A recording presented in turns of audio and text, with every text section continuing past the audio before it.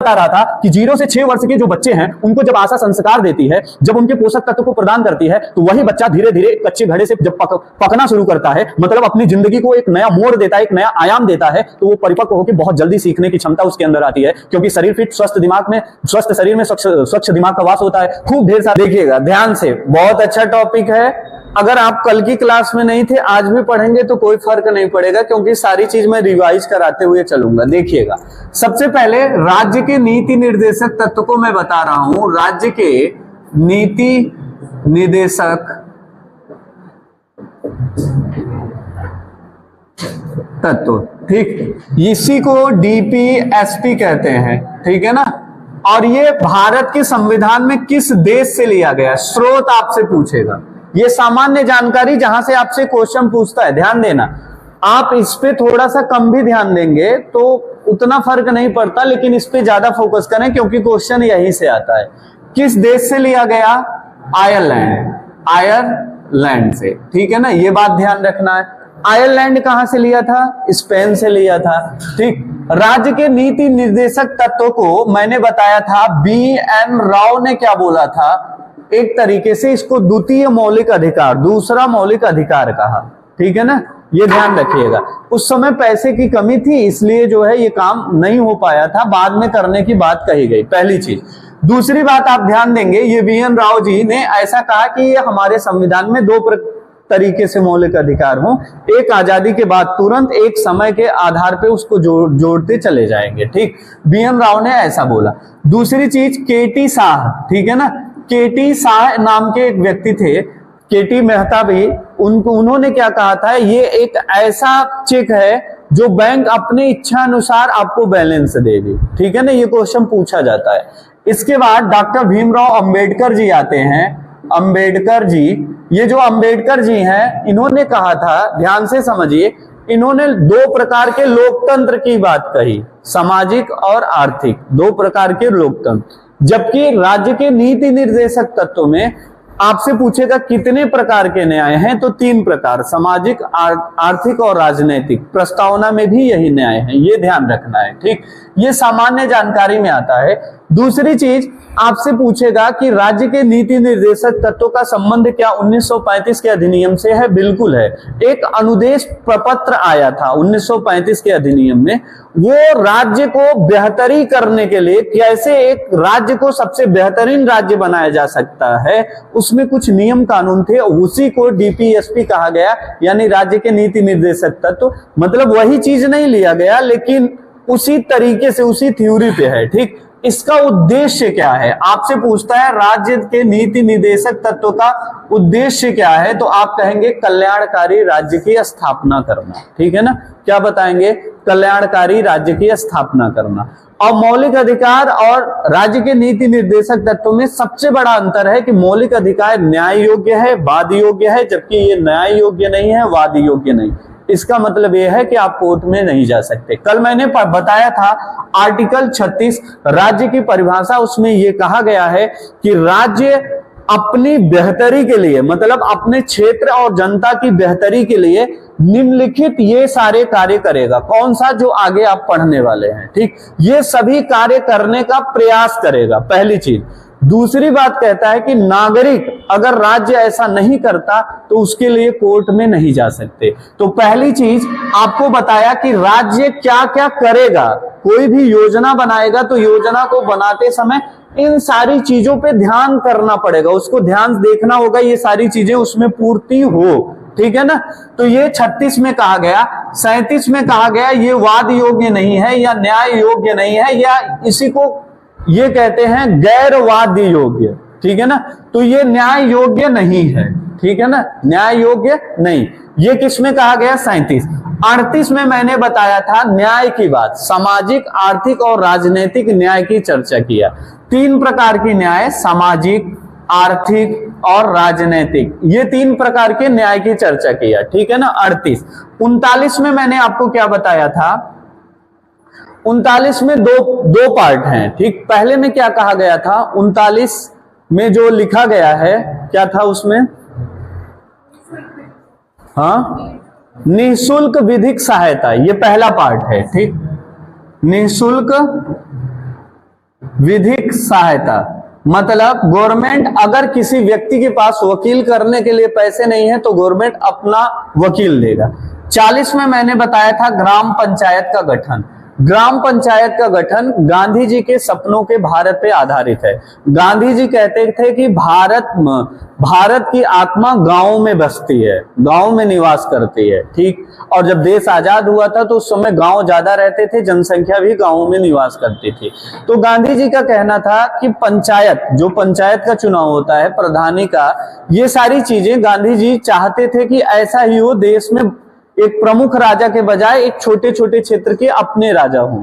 जबकि अंबेडकर जी इस चीज के विरोधी थी, ये चीज पूछेगा, ठीक है ना, ये आपको ध्यान रखना है।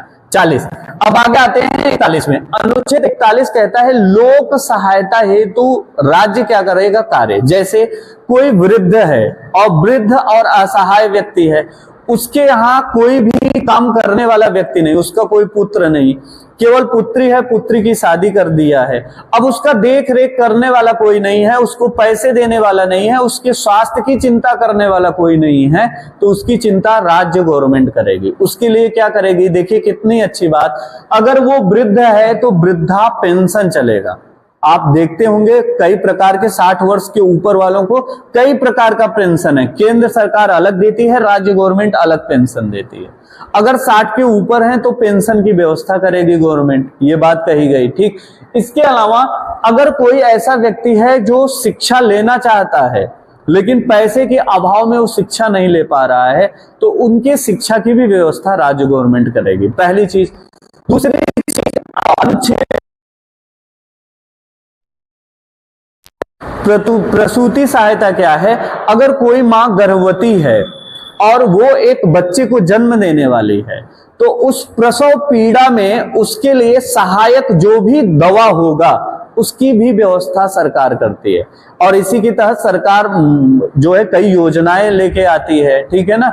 जैसे बच्चा अगर सरकारी हॉस्पिटल में हुआ, लड़की है तो उसके शिक्षा के लिए व्यवस्था, साथ में अगर सरकारी हॉस्पिटल में बच्चा होता है तो माँ के स्वास्थ्य के लिए पोषक तत्व और 4500 रुपए उनके अकाउंट में दिया जाता है ताकि वो अच्छे पोषक तत्व खा सके, क्योंकि बच्चे के जन्म देते समय काफी ब्लड निकलता है, तो उनके हेल्थ, जच्चा बच्चा यानी बच्चे और माँ दोनों के हेल्थ के लिए सरकार काम करेगी, प्रसूति सहायता करेगी, पोषक तत्व दे सकती है या कुछ धन आपको देती है। लेकिन लोग लेने के बाद उसको काम में लगा लेते हैं बच्चे की फीस में, लेकिन अपने ऊपर नहीं, लेकिन वास्तव में वो गवर्नमेंट आपके स्वास्थ्य की बेहतरी के लिए वो पैसे आपको देता है। तो यही चीज लिखा गया है आर्टिकल 42 में कि गवर्नमेंट क्या करेगी, प्रसूति सहायता हेतु आपको क्या करेगी, कुछ न कुछ मदद करेगी, ठीक। आर्टिकल 43 कहता है कि निर्वाह योग्य मजदूरी होनी चाहिए। निर्वाह योग्य मजदूरी मतलब जैसे आपने किसी व्यक्ति है, वो बेचारा गरीब है, उस बहुत पढ़ा लिखा नहीं है, उसके पास कोई काम नहीं है, गांव में है, मजबूरी है, बाहर जा नहीं पा रहा है, आप उससे मजदूरी कराए और मजदूरी करा के 100 रुपए उसको देने लगे, ये नहीं चलेगा। निर्वाह योग्य मजदूरी मतलब उसका एक दिन के पैसे से उसका खर्च, उसके बच्चे की फीस। अब फीस का मतलब ये नहीं कि वो अच्छे विद्यालय में लिखा दिया है 40,000 उसको दे दो, एक नॉर्मल कम से कम इतना दीजिए, 450, 350 या 500, जिससे उसका एक दिन का खर्च बड़े आराम से चल जाए, ठीक है ना। तो ये सारी व्यवस्था निर्वाह योग्य मजदूरी लिखा गया कि इससे कम नहीं, ये मजदूरी फिक्स की है गवर्नमेंट, इससे कम मजदूरी आप नहीं देंगे, ठीक है ना, उतना एक दिन की मजदूरी आपको देनी पड़ेगी। यही बात आ गई है 43 में। 44 मोस्ट इंपॉर्टेंट है, समान नागरिक संहिता, याद कर लीजिए इसको, मैं इसीलिए इसको ब्रैकेट में कर दिया क्योंकि ये मोस्ट इंपॉर्टेंट है, ठीक है ना। इसी अनुच्छेद पे बार बार चर्चा होती है, राज्य गवर्नमेंट अलग करती है, केंद्र गवर्नमेंट अलग। ये क्या है, ध्यान से देखिए, समान नागरिक संहिता। समान नागरिक संहिता ये है कि भारत में रहने वाला प्रत्येक व्यक्ति के लिए समान कानून होंगे, अलग कानून किसी भी क्षेत्र में नहीं होगा। जैसे एग्जाम्पल के तौर पे मैं लेता हूं, जैसे हिंदू कोई व्यक्ति है, ठीक है ना, तो हिंदू व्यक्ति को एक शादी के बाद दोहरी शादी की इजाजत नहीं मिलती जब तक उसकी पहली पत्नी इजाजत ना करे। जबकि इस्लाम धर्म में लिखा गया है वो कई शादियां कर सकते हैं, तो उनको दूसरी शादी करने के लिए पहली पत्नी की इजाजत नहीं लेना पड़ेगा। अब पहले तो ये था तलाक दे के दूसरी शादी कर लिए, ठीक, अब तो तलाक बैन कर दिया गया है, सजा हो गई है उसमें, ठीक है। तो ये सारी चीजें, तो कई जगह धर्म के नाम पे, धर्म के नाम पे, और धर्म एक ऐसी चीज है, ध्यान रखना, कोई भी धर्म बुरा नहीं है। अगर आपने पढ़ने और लिखने के बाद भी, इतना ज्ञान अर्जित करने के बाद भी आप किसी धर्म का विरोध कर रहे हैं तो आप महामूर्ख आदमी हैं। धर्म कभी विरोध नहीं करता, कभी किसी का विरोध नहीं करता। धर्म के जो पुरोहित लोग होते हैं, चाहे वो हिंदू के हों, चाहे इस्लाम के हों, चाहे सिख के हों, चाहे पारसी के हों, 90% लोग ऐसे होते हैं जो अपने धर्म को नहीं जानते लेकिन धर्म पे ज्ञान देना शुरू करते हैं। पुरोहित की बात कर रहा हूं, संत की बात नहीं कर रहा हूं। संत वास्तव में धर्म के ज्ञाता होते हैं और धर्म की अच्छी व्याख्या करते हैं। इस्लाम धर्म के जो मोहम्मद पैगंबर थे, उन्होंने ही पहाड़ी पे क्या की, तपस्या, ज्ञान प्राप्त हुआ। गौतम बुद्ध तपस्या किए, आपको बताया है, उन्होंने जाके जो है तपस्या किया, 6 वर्षों के बाद उनको ज्ञान की प्राप्त हुई। महावीर स्वामी ने तपस्या किया। हर धर्म का मूल बिंदु है कि ध्यान केंद्रित करके बैठो और एक ईश्वर को स्मरण करो और आपको ज्ञान की प्राप्ति होगी, और निश्चित तौर पे आप एक सामान्य इंसान से एक अच्छे इंसान के रूप में जाने जाएंगे। यही धर्म का सार है। धर्म मतलब जिसको धारण किया जा सके वही धर्म है, अर्थात सत्य, सत्य को ही धर्म कहा गया है। तो ध्यान से देखिए, इस अनुच्छेद में आर्टिकल 44 में यही कहा गया है कि सब व्यक्ति के लिए समान कानून होगा। वहां धर्म नहीं देखा जाएगा कि ये किस धर्म का है, ठीक, इसकी क्या संस्कृति है, सबके लिए कानून क्या होगा, बराबर होगा, ठीक। ये ध्यान रखिए। ये वर्तमान में गोवा में लागू किया गया है। गोवा में समान नागरिक संहिता चला है, वहां सबके लिए बराबर कानून है, कोई ना अलग है ना वो। असम ने बिल पास किया है, बहुत जल्द असम में लागू होने वाला है। उत्तर प्रदेश भी इस पे कार्य कर रहा है और जल्द ही उत्तर प्रदेश में आ सकता है, या हो सकता है कि मोदी जी अगर पूर्ण सत्ता में आ गए। अभी आप देख रहे होंगे कि बीजेपी वाले नारा लगा रहे हैं इस बार 400 पार। वो 400 की थ्योरी आप नहीं समझेंगे। अगर बीजेपी गवर्नमेंट 400 सीटें पा गई तो विश्वास मानिए उसकी पूरी बहुमत लोकसभा राज्यसभा में 2/3 हो जाएगी। कितना होगी? 2/3। और 2/3 बहुमत अगर किसी भी पार्टी की हो गई तो वो पार्टी संविधान के किसी भी चीज में संशोधन कर सकता है। अभी तक ये थे लेकिन राज्यसभा में बहुमत नहीं थी। अगर इसमें हाथ भी लगा देते ना तो इनका नाम भी आ जाता कि ये बीजेपी खत्म करने वाली है, इस्लाम का पूरा अधिकार लेने वाली है, और कर भी ना पाती। इसीलिए नारा लगा रहा है इस बार 400 पार। उनकी थ्योरी एकदम स्पष्ट है।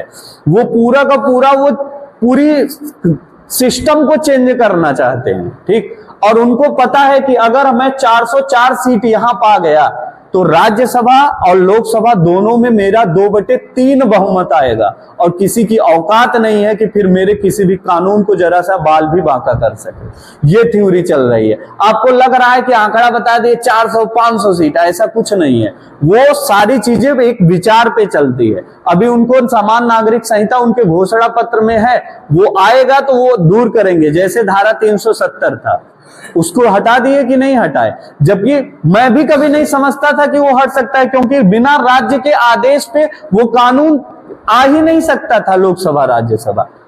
तो वहां की जो विधानसभा थी भंग कर दिए। जब विधानसभा है ये नहीं है, डायरेक्ट लोकसभा में आके कानून समाप्त कर दिए। इसी को कहते हैं खोपड़ी, ठीक है ना। तो ये इसी थ्योरी पे चल रहे हैं 400 के पार, ठीक। आर्टिकल 45 कहता है 0 से 6 वर्ष के बच्चों को, 0 से 6 वर्ष के बच्चों के स्वास्थ्य पे विशेष ध्यान दे। जैसे अपना देश जब आजाद हुआ था तो आजादी के समय जो सबसे बड़ी समस्या थी वो कुपोषित बच्चों की समस्या थी। कुपोषित बच्चों का मतलब क्या हुआ कि ऐसे विद्यार्थी, ठीक, ऐसे विद्यार्थी बच्चे छोटे छोटे जो पैदा तो हो गए हैं लेकिन उनका पेट देखेंगे तो ऐसे निकला हुआ है, और हाथ देखेंगे लगेगा कि ऐसे टच करके थोड़ा सा खींचे तो यहां से उखड़ जाएगा। यही है कुपोषण का लक्षण। जैसे आप लोग गांव में कहते हैं ना, पड़िया पखनी हुई है, ठीक है ना, वही है कुपोषण।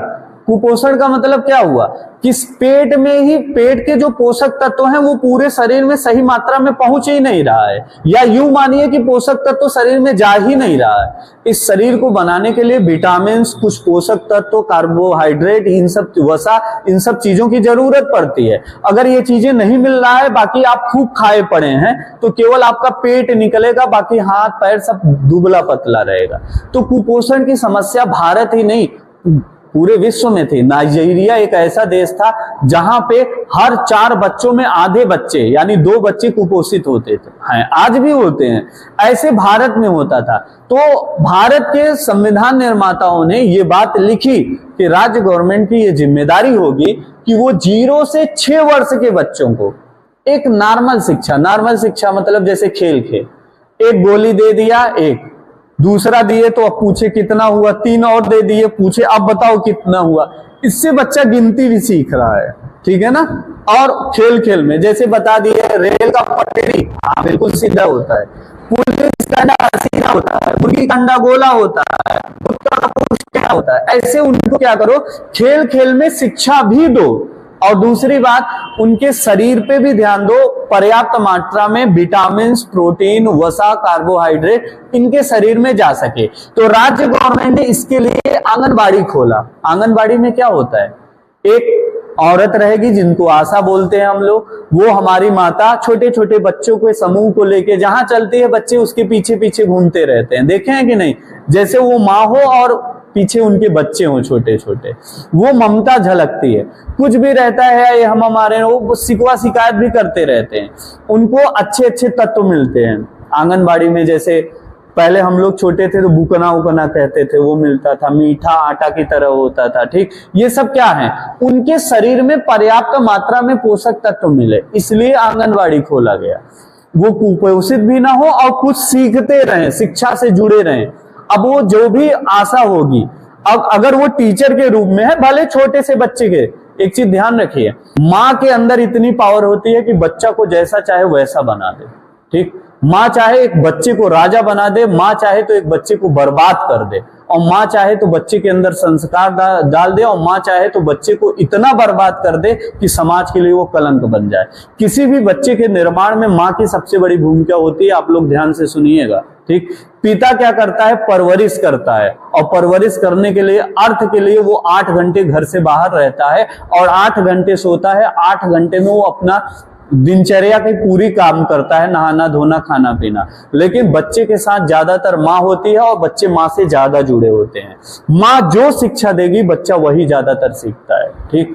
तो माँ को ये चाहिए कि अपने बच्चों को अच्छे संस्कार दे। अगर कोई बच्चा गलत राह पे गया है तो उसमें उसकी माँ की दिक्कतें हैं। जैसे बहुत सारे लोग कहते हैं कि यार जन्म से हम इसको पढ़ाए लिखाए बड़ा किए, आज एक लड़की के चक्कर में मेरा बेटा बर्बाद हो गया। तुम्हारा बेटा नहीं बर्बाद हुआ, तुम्हारा संस्कार बर्बाद था, इसलिए वो बर्बाद हो गया। वो साल 2 साल 3 साल बहुत होगा, 5 साल से वो लड़की उसके जीवन में आई है, और तुम 18 साल उसके जीवन में थे, उठते थे, बैठते थे, सोते थे, हगते मूतते, हर टाइम तुम थे, लेकिन तुम कुछ नहीं उखाड़ पाए। एक पराई स्त्री आई और उसका जीवन पूरा बदल दी। वो आपके खिलाफ जाने लगा, अपने मनमानी करने लगा। ये आपके संस्कार में कमी थी, बच्चे में कमी नहीं थी। ये बात आप मान लीजिए। भले लोग कहें कि माता पिता बदनाम होते हैं बच्चे के कर्म पे, बच्चे के कर्म को माँ ने वैसा कर्म उसको सिखाया तो उसी राह पे वो चल रहा है। इसलिए कभी भी गलत मत करना, नहीं तो आपकी माँ पहले बदनाम होंगे तब आपके पिता बदनाम होंगे। समाज में पहले पिता बदनाम होंगे तब आपकी माँ बदनाम होगी। ये चीज आपको ध्यान रखना, आपके कर्म से आपके माता पिता को इज्जत दी जाती है। तो इन सब चीजों पे ध्यान देना, ठीक। मैं क्या बता रहा था कि 0 से 6 वर्ष के जो बच्चे हैं उनको जब आशा संस्कार देती है, जब उनके पोषक तत्व को प्रदान करती है, तो वही बच्चा धीरे धीरे कच्चे घड़े से जब पकना शुरू करता है, मतलब अपनी जिंदगी को एक नया मोड़ देता है, एक नया आयाम देता है, तो वो परिपक्व होकर बहुत जल्दी सीखने की क्षमता उसके अंदर आती है। क्योंकि शरीर फिट, स्वस्थ दिमाग में, स्वस्थ शरीर में स्वच्छ दिमाग का वास होता है। खूब ढेर सारा वो पढ़ेगा, अच्छे ज्ञान अर्जित करेगा। ये राज्य सरकार व्यवस्था करेगी, नहीं कर पाई तो आप कोर्ट नहीं जा सकते, ये लिखा गया है। आगे कहता है आर्टिकल 46, अनुसूचित जनजाति और अनुसूचित जाति। ऐसी जातियां जो समाज ने उनको हमेशा से अलग रखा, उनके बस्ती में जाने से परहेज किया, उनके लोगों को ऊपर उठाने के लिए परहेज किया, उनको सिर्फ नौकरों की तरह क्या किया, अपने ट्रीट किया कि ये हमारे नौकर हैं। ऐसे समाज के लोगों में आर्थिक समानता आ सके, मतलब ऊपर वर्ग के लोग और निम्न वर्ग के लोगों के धन की कीमत दोनों में बराबरी हो, इस पे ध्यान देगी, उनके अधिकारों पे ध्यान देगी।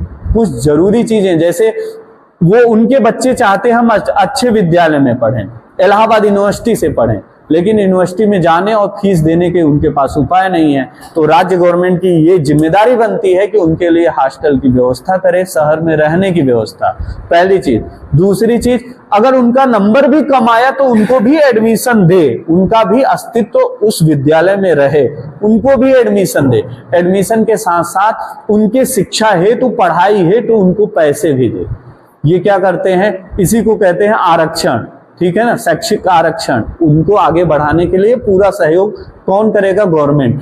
और ये चीजें आज भी हैं। आप इलाहाबाद यूनिवर्सिटी का आए, आप देखिए जब एंट्रेंस एग्जाम होता है, रिजल्ट आता है, तो बहुत सारे व्यक्ति सामान्य वर्ग के होने के बावजूद बाहर होते हैं, नंबर अधिक रहता है, बल्कि हमारे छोटे भाई बंधु पहले आ जाते हैं।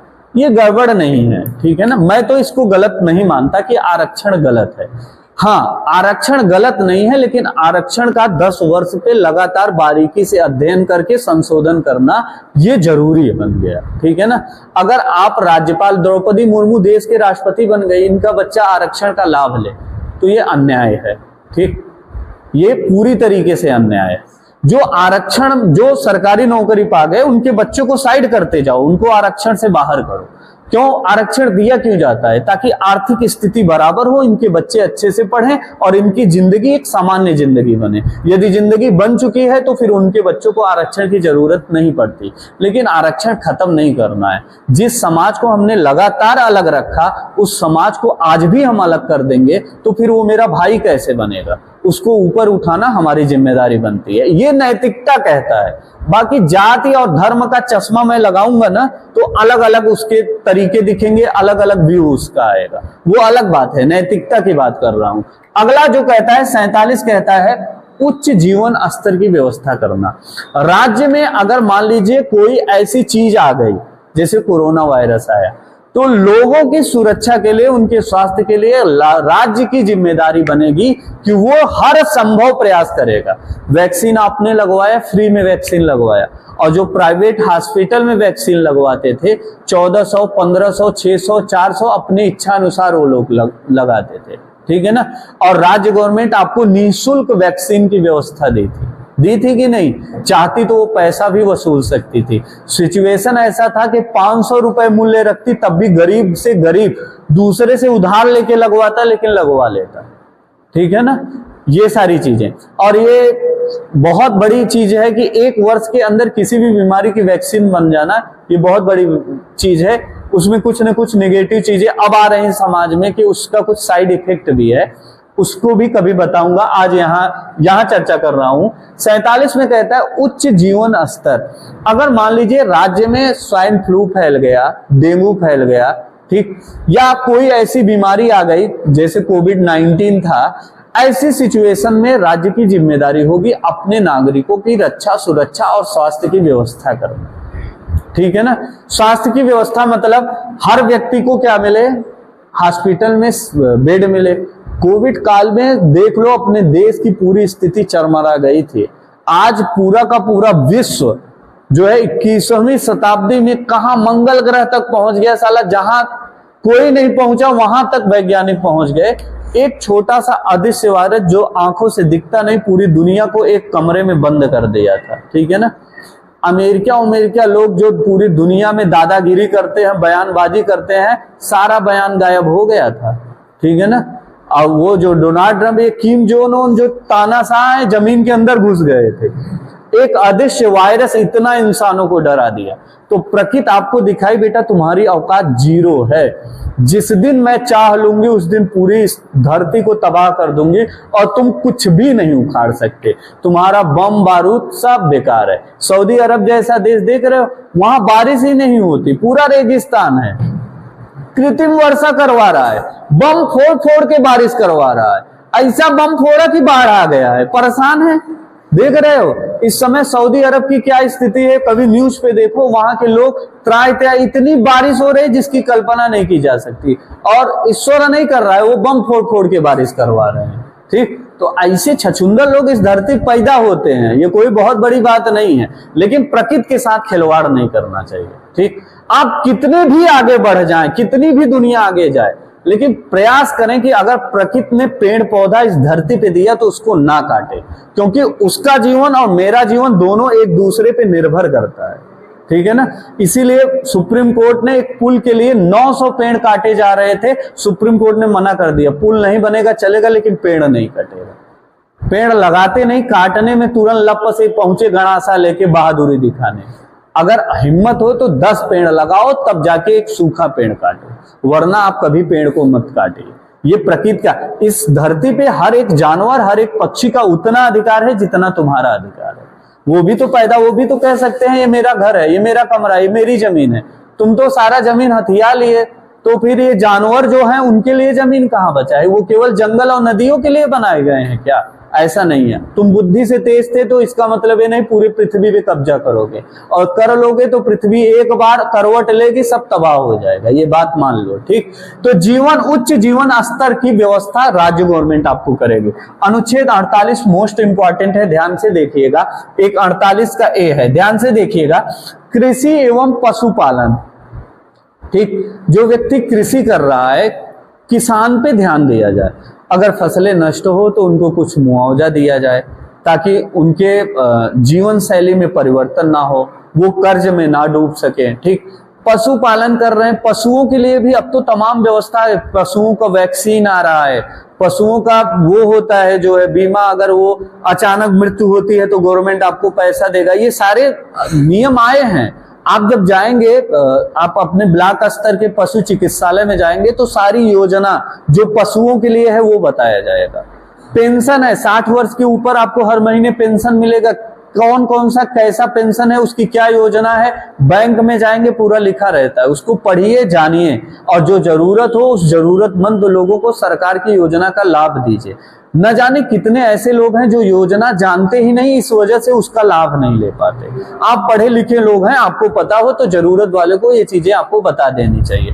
तो कृषि और पशुपालन, जैसे सरकार गवर्नमेंट आपको पैसा देती है पशुपालन के लिए, ठीक, छोटे छोटे कुटीर उद्योग के लिए, ठीक, छोटे छोटे उद्योग को बढ़ावा देने के लिए। जैसे गांव की महिलाएं पत्तियों से क्या बनाती है, बीड़ी, तो बीड़ी वाले व्यापार को सरकार हाथ रखती है कि ये छोटे व्यापारी हैं, इनको भी अच्छा खासा इनकम होना चाहिए। ठीक, और मधुमक्खी, वो कौन सा पालन केंद्र रहता है जो है, वो क्या कहते हैं, मुर्गी पालन केंद्र। ठीक है ना, ये सारी चीजें सरकार अपने पैसे से करवाती है जनता को, इसी को कुटीर उद्योग कहा गया है। ठीक, तो पशुपालन और छोटे व्यापार में सरकार क्या करेगी, ध्यान देगी। ये चीज उसका ये अधिकार है, ये नियम बनाते समय उसको ये चीजें ध्यान रखना पड़ेगा। अगला बात कहा 48, ये संविधान संशोधन के द्वारा ये जोड़ा गया है, पर्यावरण से संबंधित है। सरकार की जिम्मेदारी है कि राज्य में अच्छा पर्यावरण हो, इतनी फैक्ट्री ना हो कि उस फैक्ट्री के धुएं से कोई भी चीज, जानते हो कि नहीं, दारू पी लेने से तुरंत कैंसर नहीं होता। कई वर्षों से पी रहे हैं, आपका फेफड़ा गलते गलते इतना गल गया है कि अब वो पंपिंग ही नहीं कर पा रहा है, बगल लटका है, केवल हिल रहा है, सांसें चल रही है। इस कंडीशन में आने पे तभी मृत्यु होता है। ठीक है ना, वही बात इसमें कहा गया है।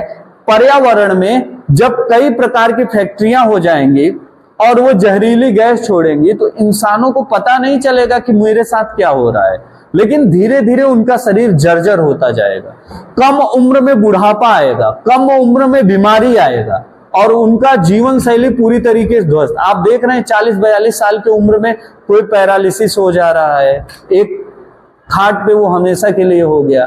बहुत सारे लोगों को हार्ट अटैक आ जा रहा है। ठीक, बहुत लोगों का पैर ही पकड़ लिया है, काम ही नहीं कर रहा है। ये सब क्या चीजें हैं? ये सब वही सब है, वातावरण जो दूषित है और आपका खान पान जो प्रदूषित है, इन्हीं केवल दो कारणों से ये सारी चीजें होती है। तो ये राज्य, अब तुम चाहो कि तुम्हारे अगल बगल फैक्ट्री न चले, तुम जहरीली गैस नाक में तुम्हारे न जाए, तो तुम कुछ नहीं उखाड़ पाओगे। कंपनी बंद करा दोगे क्या, या घर बेच दोगे, कुछ नहीं कर सकते। तो ये राज्य की जिम्मेदारी होगी, राज्य इस पे ध्यान दे कि प्रदूषण का स्तर बढ़े ना। यही रीजन है बड़े बड़े शहर में बड़े बड़े चौराहे पे प्रदूषण का मापन केंद्र लगा दिया गया है। उससे ऊपर गया तो सरकार के ऊपर हाई कोर्ट और सुप्रीम कोर्ट प्रहार करता है। अभी हाल ही में सुप्रीम कोर्ट ने बयान दिया था, योगी का बुलडोजर रुकेगा लेकिन मेरा बुलडोजर रुकेगा नहीं। ध्यान रखना, 5 राज्यों के मुख्यमंत्री को बहुत तेज फटकार लगाया था। क्यों? यही चीजें हैं जो प्रदूषण का स्तर बढ़ता जा रहा था। ठीक है ना, खूब ढेर सारा दिल्ली उल्ली में धुंध हो जाता है। कोरोना काल में दिल्ली पूरी तरीके साफ, इतना अच्छा वातावरण हो गया था। अगर कोई बुराई होती है तो उसके पीछे कुछ न कुछ अच्छाई छिपी होती है। कोविड काल में पूरा विश्व एक बार पूरी तरीके से जहरीली गैस से मुक्त हो गया था। ठीक है ना, ये चीजें आपको ध्यान देना चाहिए। और बहुत सारी चीजें होती है, जैसे आप नहीं जानते होंगे, भोपाल गैस त्रासदी हुई थी, उसमें जहरीली गैस निकली और आसपास के क्षेत्र के घरों में जितने लोग थे सब मर गए थे, केवल उस जहरीली गैस के कारण। वो गैस क्या हुई थी, लीक कर गई थी। ठीक, लेकिन एक परिवार ऐसा था जिस परिवार में एक भी इंसान नहीं मरा। ठीक, आप गूगल सर्च कर लीजिएगा, नहीं तो आपको लगेगा फ्रॉड बात बता रहे हैं। ठीक है ना, एक परिवार ऐसा था जिस परिवार के एक भी सदस्य की मृत्यु नहीं हुआ। वहां बूढ़े से लेके बच्चे तक सब सुरक्षित थे। ठीक है ना, तो वहां इसकी जानकारी, ये रिसर्च हुआ कि आखिर इस जहरीली गैस से इसका घर बचा कैसे। तब पता चला जिस समय गैस लीक हो रही थी उस समय उस घर में यज्ञ हो रहा था। और हिंदू धर्म में यज्ञ का मंत्र है यज्ञोपवित्रम परम पवित्रम। ठीक है ना, जहां पे यज्ञ होता है उसका पूरा वातावरण परम पवित्र हो जाता है, इतना पवित्र कि जहरीली गैस भी उसका बाल भी बांका नहीं कर सकती। और यही रीजन है, उस यज्ञ के धुएं के कारण एक ऐसी लेयर बन गई कि जहरीली गैस उसके आसपास नहीं आ पाई और वो पूरा परिवार क्या था, सुरक्षित था। कितना पवित्र और कितना वैज्ञानिक तरीके से अपना धर्म बनाया गया है, ये समझने वाला समझेगा। बाकी जितने लोग हैं वो यही कहेंगे कि हनुमान जी सूरज भगवान के लिए ले रहे हैं। ठीक, कितना अजीब बात, जहां आज तक कोई पहुंच नहीं पाए 21वीं सदी में, उसको हनुमान जी लील के फिर निकाल दिया, फिर वो जाके लगा, फिर रोशनी देने लगा। ये केवल कल्पना है, वो केवल इतना देखेगा। ठीक, वो इस पे कभी दृष्टि नहीं डालेगा। ये भी चीजें हिंदू धर्म में दी गई है। तो आप जब तक धर्म की चीजों को अच्छे से समझे ना, जाने ना, तब तक कुतर्क मत करिए। तर्क आप करिए लेकिन कुतर्क मत करिए। यह है पर्यावरण। इसके बाद आर्टिकल 49 आता है। आर्टिकल 49 कहता है राष्ट्रीय स्मारक को सुरक्षित रखना। जैसे एग्जाम्पल के तौर पे आजादी के पहले से ही अपना संसद भवन और राष्ट्रपति भवन बनाया गया था। ठीक, ये कब बनाया गया? जब अपने देश में राजा महाराजा रहते थे, मुगलों का शासन रहा करता था, तब बनाया गया था। आज हमारे विरासत के लोग, जो आज नई पीढ़ी के बच्चे हैं, आज जो पैदा होगा वो क्या जाने कि मुगल राज्य किए कि क्या किए। वो जानेगा कैसे? जब उसे सबूत मिलेगा तब जानेगा। ठीक, जब पत्थर, वो ये जान गया, विज्ञान पढ़ा तो वो जान गया कि कार्बन डेटिंग नाम का एक यंत्र है जिसके द्वारा पत्थरों की या पेड़ों की उम्र बताई जा सकती है। और जब वो जाएगा लाल किले के प्राचीर के पत्थर में जो कार्बन डेटिंग लगाएगा, और जब उसका पूरा का पूरा पत्थर की उम्र बताई जाएगी, तब उसे विश्वास होगा नहीं ये बात सही है। आज से 600 साल पुराना ये पत्थर है, यानी उस समय मुगल का राज्य था, तब का ये भवन बनाया गया भवन है। ठीक, तो आने वाली पीढ़ी उसको जान सके, इसलिए उसको सुरक्षित रखना। जैसे एग्जाम्पल के तौर पे भगत सिंह ने असेंबली में बम फेंका था, संसद में। वो बम जहां फेंका था उसकी दीवारें टूट गई थी, फूट गई थी। आज भी उसकी मरम्मत नहीं करवाई गई, ये जानने के लिए कि आने वाली पीढ़ी ये देख सके कि भगत सिंह यहीं पे बम फोड़े हैं और इतना टूट गया है। अगर वो चीज देखेंगे तो आपको लगेगा कि हाँ, मैं साक्षात इतिहास देख रहा हूं। मरम्मत करके पुट्टी उट्टी करके पुता दिए, तब क्या जानेंगे कि भगत सिंह यहाँ फेंके थे कि वहां फेंके थे। ठीक, तो ये भारत की जो विरासतें हैं, जैसे सुप्रीम कोर्ट ने आर्डर दिया था राम मंदिर के फैसले पे, तो उन्होंने ये कहा कि ये मंदिर पुरातत्व के आधार पे जो खुदाई हुई और खुदाई की जो रिपोर्ट आई, उस रिपोर्ट के आधार पे पत्थरों में कलश अंकन है, ओम का चित्रण है, और इसके साथ साथ कई पत्थरों को देखा जाए तो पत्थर, जब राम मंदिर की चर्चा की गई, जब रामलला की बात कर रही, उतने साल पुराने वो पत्थर हैं, ठीक। यहां तक कि मस्जिद की पत्थरों में भी कलश बनाए गए हैं। इस आधार पे सुप्रीम कोर्ट ने जजमेंट दिया कि रामलला जहां पे स्थित है उस स्थान पे राम भगवान का ही जन्म था और उनका ही मंदिर था, इसलिए मंदिर बनेगा रामलला का। लेकिन इसके अलावा एक फैसला और दिया कि बाबरी मस्जिद के लिए अयोध्या में ही, उसी अयोध्या में, अयोध्या के बाहर नहीं, अयोध्या में ही 5 एकड़ जमीन सरकार व्यवस्था करेगी और उस पे क्या बनेगा, मस्जिद बनेगा। क्यों बनेगा? जब ये मंदिर राम भगवान की थी, यहां राम भगवान पैदा हुए हैं, तो मस्जिद क्यों बनवा रहे हैं? ताकि मुसलमान खुश रहें कि हमारे लिए भी कुछ किया। ऐसा नहीं है, वो इसी बात पे फोकस किया कि राष्ट्रीय स्मारक का संरक्षण गवर्नमेंट की जिम्मेदारी है। सुप्रीम कोर्ट कहता है बाबरी मस्जिद आज से 400 साल पुराना, 1428 ईस्वी की बात है, उस समय बनाया गया था, जब बाबर भारत में आया था, तब की बात है। मीर बाकी ने तोड़ा था मंदिर को। तो वो कहीं ना कहीं हमारी पुरातन सांस्कृतिक स्थल है। आने वाली पीढ़ी जान सके कि बाबर नाम का एक खूंखार आदमी आया था और इतनी चीजें बर्बाद किया इस देश में, और 4 साल केवल लड़ा भिड़ा और मर के फाइनल हुआ, 2-3 जगह कब्र बनवा दिया, ठीक है ना, एक आगरा और एक काबुल में, 2 जगह उसकी कब्र बनी। तो आने वाली पीढ़ी इसको जान सके कि बाबरी मस्जिद था कौन। उस चीज को देखने के लिए, पीढ़ी को जानने के लिए, वो हमारी सांस्कृतिक विरासत है, इसलिए फैसला दिया था कि 5 एकड़ में मस्जिद का निर्माण हो। ये चीजें अगर आप पढ़े लिखे हैं तब जानेंगे, नहीं तो दूसरा किसी आदमी से पूछो तो कह दे मुसलमान गुस्साए ने बदे कई देश चला तो हूं बनवा ले, ठीक। ऐसा नहीं है। वो इस पे ध्यान दिया कि राष्ट्रीय स्मारक और भारत की जो संस्कृति है, इन सब चीजों की रक्षा सुरक्षा ये भी संविधान में लिखा गया है। इस नाते बाबरी मस्जिद मिट्टी में नहीं मिलना चाहिए, उसका अस्तित्व होना चाहिए, लेकिन अयोध्या के किसी और स्थान पे होना चाहिए। अगला कहता है क्या, कार्यपालिका का न्यायपालिका से पृथककरण, मतलब कि कार्यपालिका जो कार्य करती है, जो नियम कानून बनाती है, ठीक है ना, जो कार्य को लागू करवाती है, वो और न्यायपालिका दोनों अलग। ये दोनों क्या होता है? कार्यपालिका क्या होती है? जैसे एक नियम है। नियम क्या है? नियम कहता है कि आप किसी भी स्त्री को सरेआम किसी भी चौराहे पे छेड़खानी नहीं कर सकते, ठीक। आप कह दे मेरी स्वतंत्रता है, मैं कुछ भी करूं, कुछ भी बोलूं, कुछ भी गरियाऊं, और निकल गए। कोई भी जा रहा है, अब उस व्यक्ति का गरिमामय जीवन जीने का अधिकार है, कसरे इधर आओ। ये क्या है? ये आप कहीं ना कहीं उसके गरिमामय जीवन पे प्रहार कर रहे हैं, ठीक है ना। अब आप अगर ये संविधान के विरुद्ध गए, आपका कर्म था कि बंधुत्व की भावना से जाइए, लेकिन आप बंधुत्व की भावना से न जाके आप भिड़ने वाली भावना लेके पहुंच गए, तो कार्यपालिका जो काम करवाती है, संविधान को लागू करवाती है, यानी पुलिस प्रशासन पकड़ेगा, खूब पीटे पाटेगा, जेल में डाल देगा, यह है कार्यपालिका। और न्यायपालिका क्या है? प्रशासन पकड़ा तो वो सही पकड़ा कि गलत पकड़ा, ये निर्धारित करेगा न्यायपालिका, ठीक। अगर ये गलत किया तो न्यायपालिका इसको डांटेगा कि ये काम तुम्हें नहीं करना है, फालतू किसी को अरेस्ट नहीं करना है, ठीक। और अगर व्यक्ति गलत है तो व्यक्ति को सजा देगा, ये न्यायपालिका का कर्तव्य है। न्यायपालिका पूरी तरीके से स्वतंत्र है, पता है कि नहीं। राज्य के मुखिया, पूरे अपने राज्य के मुखिया योगी आदित्यनाथ हैं, कहीं किसी क्षेत्र में जाके कुछ भी ये जाके वहां पे देख सकते हैं कि कार्य कैसे हो रहा है, उसका पूरा का पूरा निरीक्षण कर सकते हैं। लेकिन अगर न्यायपालिका को कुछ गलत लगा तो इन्हें हाईकोर्ट में खड़ा करके फटकार भी लगा सकती है, ये पावर होती है न्यायपालिका की, ठीक। ये अपने आप में ये क्या है, बहुत तानाशाह है, ये अपने आप में तानाशाह है। कहीं कहीं ये तानाशाही करता है, कहीं कहीं ये। क्यों?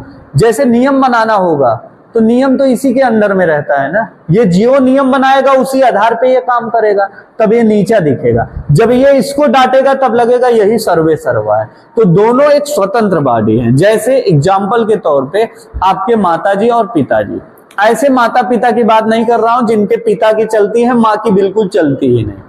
कई कई घरों में माता पिता बराबर होते हैं, पिताजी ने ये कहा माँ तुरंत खड़ी, नहीं ऐसा नहीं होगा, दोनों की बात आई और बाद में वो दोनों समझौता होकर अपने मन से काम कर लिए। वैसे ये दोनों हैं, ये भी स्वतंत्र, ये भी स्वतंत्र, लेकिन दोनों क्या है, अलग बॉडी है।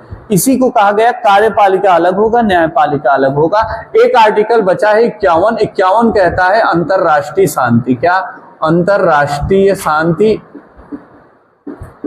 और सुरक्षा। शांति और सुरक्षा, ये क्या है? ध्यान से देखिए, अंतरराष्ट्रीय शांति और सुरक्षा, इसका मतलब ये हुआ राज्य का ये जिम्मेदारी बनता है कि अपने देश में शांति व्यवस्था बनाए रखे, साथ ही में ही नागरिकों की सुरक्षा व्यवस्था पे विशेष ध्यान दे। जैसे एग्जाम्पल के तौर पे मैं आपको एक बात बता रहा हूं, नेपाल की बॉर्डर पे अपना यूपी है, उत्तर प्रदेश, बगल में नेपाल है, ठीक। अब उत्तर प्रदेश के लोग केंद्र गवर्नमेंट से संतुष्ट नहीं है, एग्जाम्पल के तौर पे अपना पुलिस भेजे, नेपाल वाले को 10 लोगों को गोली मरवा दिए। अब पुलिस गोली मारेगी तो देश के ऊपर बवाल होगा। अब वो झेलेगा कौन? उत्तर प्रदेश नहीं झेलेगा, केंद्र सरकार झेलेगी। पूछताछ देश के प्रधानमंत्री से होगा कि आपके देश से कौन ऐसा व्यक्ति था जो वर्दी पहन के आया और मेरे नागरिकों को या मेरे प्रशासनिक अधिकारियों पे गोली चला दिया। और बवाल होगा, वो बवाल इतना बवाल हो सकता है कि नेपाल हो सकता है भारत का सपोर्ट हमेशा के लिए खत्म करके चीन का सपोर्ट करे। अगर चीन का सपोर्ट किया तो चीन उत्तर प्रदेश तक आएगा और उत्तर प्रदेश को मिट्टी में मिलाने के लिए चीन को 5 मिनट का भी वक्त नहीं लगेगा, ठीक। तो उत्तर प्रदेश गवर्नमेंट की ये जिम्मेदारी बनती है, कौन सी? कि आप अगर आपका बॉर्डर किसी देश से मिल रहा है तो आप अपने हिसाब से काम नहीं करेंगे, तब देश जो कहेगा, इस बॉर्डर पे जो फोर्स कहेगा वो फोर्स होगा, वो सारी व्यवस्था होगी। और आपका क्या प्रयास होगा? आपका प्रयास होगा कि शांति बनी रहे, मतलब लड़ाई ना हो। और यहाँ के नागरिक, अब यहाँ बगल में देश है तो ये यहाँ के ये भी तो बंदूक चला सकते हैं, तो ये भारत वाले क्षेत्र में आके नागरिकों को हानि न पहुंचा सके, ये गवर्नमेंट की जिम्मेदारी है। अंतरराष्ट्रीय शांति मतलब पहली चीज तो आप बवाल मत करिए, दूसरी चीज सुरक्षा। यदि उधर से कुछ हो रहा है तो नागरिक की सुरक्षा करने की जिम्मेदारी आपकी बनती है। जैसे मुंबई किनारे है, यहाँ पाकिस्तान से आए घुसे, आतंकवादी हमला हुआ, मार दिए, 159 लोगों का जान जो है चला गया।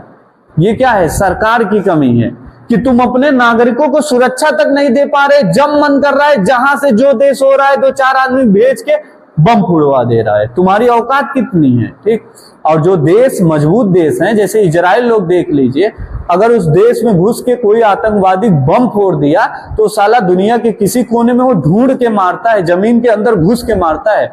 ओसामा बिन लादेन ने अमेरिका में क्या किया था? हेलीकॉप्टर से बड़े बड़े बिल्डिंग को ध्वस्त किया था, ठीक। ओसामा बिन लादेन को जमीन के अंदर अमेरिका बिना पाकिस्तान से पूछे उसके देश में घुसा, जबकि किसी देश में घुसने से पहले उस देश के प्राइम मिनिस्टर से इजाजत लेनी पड़ती है। अगर बिना इजाजत के आप घुस रहे हैं तो वो देश स्वतंत्र है, अपने मिसाइल से आपके पूरे के पूरे विमान को ध्वस्त कर सकती है अपनी सुरक्षा के लिए। बिना पाकिस्तान को बताए पाकिस्तान में घुसा, जमीन के अंदर गया और वहां पे जो है मार के आया ओसामा बिन लादेन को।